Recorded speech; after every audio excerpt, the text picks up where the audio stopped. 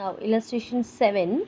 From the following balance sheet of Arunan Limited as on 31/3/2019, calculate debt equity ratio, proprietary ratio, and capital gearing ratio. So, balance sheet is given for that, and you have to calculate all the three long term solvency ratios. Okay, sometimes you will be asked calculate the long term solvency ratios. In that case, you must know what are the three subdivisions in long term solvency ratio. So, long term solvency ratio is equal to debt equity ratio, also proprietary ratio, and capital gearing ratios. Okay, so now balance sheet with all the particulars related to equity and liabilities and also assets are given. Now, first let's calculate debt equity ratio. Formula for calculating debt equity ratio is equal to long term debt divided by shareholders' funds. So, what all will come under long term debt? Long term debt means you will have your debentures, bonds, and any other long term loans and borrowings. Okay, so now check your liabilities because it is going to be debt, so you will have to check only in the liabilities. Check whether you have any debentures. So you have only the long term borrowings, which is debentures. Do not take up short term borrowings. Do not take this value. Okay, you have to take up only long term borrowings, right? Now you have rupees 4 lakhs as your long term borrowing. So write that first. Long term debt is equal to 9% debentures, which is 4 lakhs. Then you have to calculate the shareholders funds. Shareholders funds is equal to equity share capital plus preference share capital plus reserves and surpluses. So now here you have your shareholders funds, which has equity share capital, preference share capital, and also reserves and surplus. So add all these three values. Okay, so you will get 1,50,000 plus 2 lakh plus 1,50,000, which is 5 lakhs. So write that here shareholders fund is equal to equity share capital plus preference share capital plus reserves and surpluses, which will give you 5 lakhs. Then we have found out these two values. Apply this in the formula.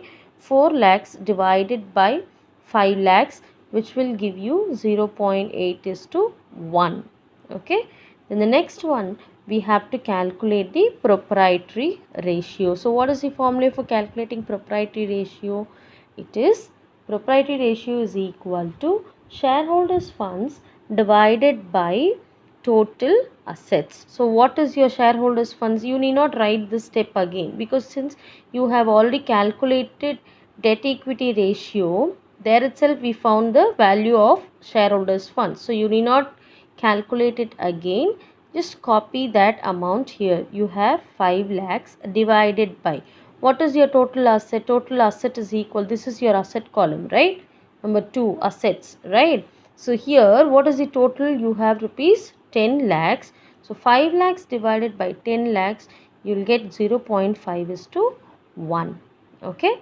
The next one is capital gearing ratio. So formula for calculating capital gearing ratio is funds bearing fixed interest or fixed dividend divided by equity shareholders funds.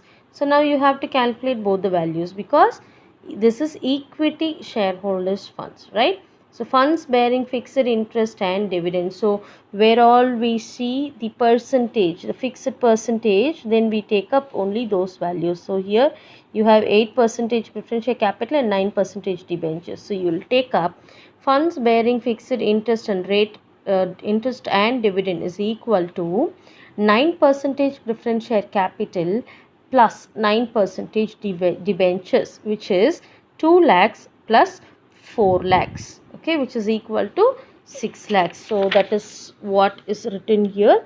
Fixed funds bearing fixed interest or dividend is equal to 8% preference share capital plus 9% debentures, which is equal to 2 lakhs plus 4 lakhs, which will give you 6 lakhs.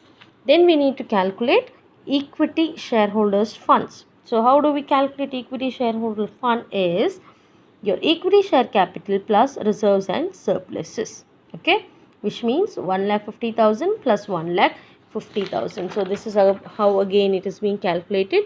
Equity shareholder funds is equal to equity share capital plus reserves and surpluses, which is equal to 1,50,000 plus 1,50,000, you get rupees 3 lakhs. Okay, so apply these two values in your formula. Now you get capital gearing ratio is equal to 6 lakhs divided by 3 lakhs, which is equal to 2:1. So with this we'll finish off today's class. So I want you people to complete exercise 4, 5, 6 and 7. Also write the formulas whatever I'm going to send it. Okay, thank you.